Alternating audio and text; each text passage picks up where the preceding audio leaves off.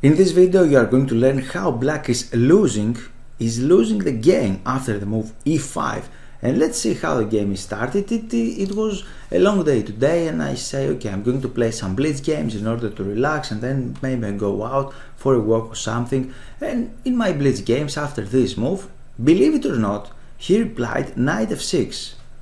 I just created a video about that, and I said this is not so good opening, but actually one colleague of mine, a YouTuber, another YouTuber, maybe he made a lot of money out of this opening. And now after this move here, usually players play this one, and after that and this, the best move here, do you know what is the best move? It is e5. We should play now e5. We are attacking the knight again, we're controlling the center. This is fantastic. But sometimes I forgot about this move, and I usually play this one. And the other guy plays this move e5 happily enough. I say okay, I have this move e5, everything looks nice, and if you just take, I can exchange the queens, maybe I can jump there later, attacking your f2 pawn, this one, and he would like to create some troubles. For that reason I analyzed this, and actually the interesting thing here is that after this take he didn't capture with the knight actually, but he captured with the queen, lured me to play knight f6, forced me, let's say, to play there. He went back, and now I just took the center, right? So by transposition we have the same opening, and now I analyze actually that I can take, he can take, and now we have a very long forcing line. And thanks to modern computers, everything is very easy because you can analyze the position very easily, and it doesn't need a lot of IQ and intelligence to remember all of the moves, because they are forcing, they are unique, you go only to one direction. And after this I just play that one. This is better actually, because if I just play here with the same idea to give this check, he has the defense to put the knight on a6, but right now after knight d5 he don't have this opportunity, because I can snap it off, I can take it. So he went here. Both of the moves are okay to play on e1 or on e2, both of them are almost equally good. Maybe a little better is to go on this way, and we're going to explain why. Just attacking the knight, and he captured that one. You can say it's extremely forcing, nothing to remember. I have to do the same, right? And now I don't know if he misclicked something or it was just an error, because he just played this move, king d7. Do you believe that? King d7, blocking his own bishop. Why on earth to do that one? And usually players has to play something like that. I'm going to take the rook there. He has to give this check in order to develop his pieces earlier, faster. For that reason, this is the line I had on my computer, and right now the king is out actually. And white is better here. Why? Because he is going to lose time in order to capture my knight, and his king will be out of the game. For example, here he has to play something like that, this one, in order to liberate the bishop. And now after these moves, king e1 or queen or king e2, king e1 or king e2 in the starting position will be approximately the same, because on king e1 he could have some checks on before. So we have pros and cons in every move. We need to lose little time like this, but it's almost forcing. You see, you don't have anything else to do. You need to move with the king in order to liberate the bishop, in order to take the knight. It's so forcing. And after these moves, as you can see, he can take there. We can play this one, for example, taking the knight. And now you can see the king in the corner. This is the line I had on my computer, analyzed, and after this he has to take maybe. We have the bishop pair here. We have more mobile center. We have some open lines here, and his king is still in the corner. So white is clearly better, but he just played this move, king to d7. I just captured there. He played that one. What else to do right now? Another opportunity now with the king on e2 is to play king bishop e3. You can exchange this one, and he cannot go away, because if you go somewhere else we can take this pawn, and after that we will have an escape square.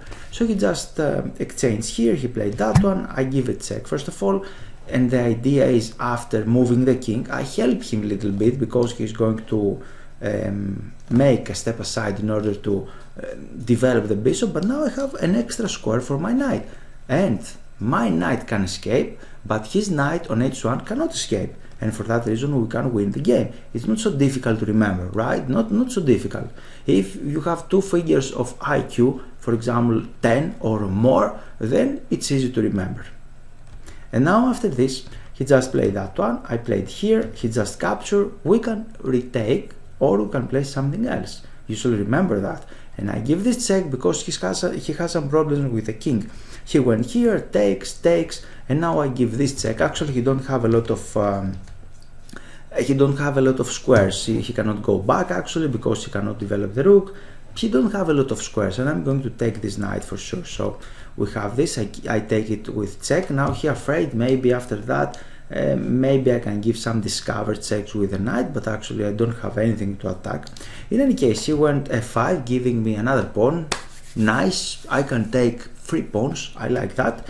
So this is a check here, and now I just capture the knight. I have an extra piece. He can resign actually right now, but he didn't. He just continued playing, and I'm discussing on such position actually, because such positions with black, it can happen to anyone. But if I don't anything to do actually, any active move or to attack really something, I'm going to resign. I'm going to resign because now the rook cannot go there. This file, the D file, is closed thanks to the knight. He don't have a lot of things to do. He played this one. I cannot really explain why he just played that one. Maybe because he is just threatening something, threatening the bishop. Okay, the bishop can go back.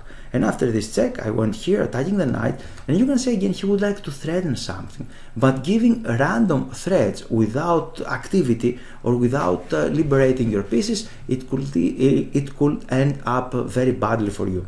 They're here taking, and after that, now I was calculating that, alright, another knight on my position, I'm going to take this one, right? Because this knight doesn't have a lot of squares actually. If I just attack this knight, I'm going to take it. And I was thinking here to play something like that, bishop to d7, because the only escaping square is on a4, but unfortunately after bishop d7, rook to d8, he's going to attack the bishop. Maybe I'm going here, he has another threat here. I'm not so sure, right, because he can take my bishop, or I should go back, and I just saw this direct move. He went there, another check. He don't have a lot of moves, he has to go back to protect the rook, and now it's very easy to understand that the checkmate is near, right? It's very, very near. But I just captured here in order to take his own knight. It's a punishment. I'm attacking the knight. He has only one square, this one, and now we need to attack that knight, but if we just attack this one knight randomly, then it could escape. For that reason, first of all, I need to cover that square with this move, and now the next move is this one, and he cannot go anything at all. This will going to happen to your games actually, because if you play, if you are d4 player, and if you play something like that, many players are going to play something like knight f6. I don't know why, but they love this martial defense. I don't really like it, but as you can see, white can create a lot of initiative and win a lot of games. I'm waiting your own game for next video, so keep in touch. Thanks for your time, and I hope you enjoyed the video. Here it's time for action. This is the initial page of my website, and here you can click Give me access to get access to free lessons. You can read this page, and if you scroll down, here you can add your name and your email. After that, you're going to take a free lesson how to avoid chess blunders. So, time for action is now, and you're very welcome to join my mail list.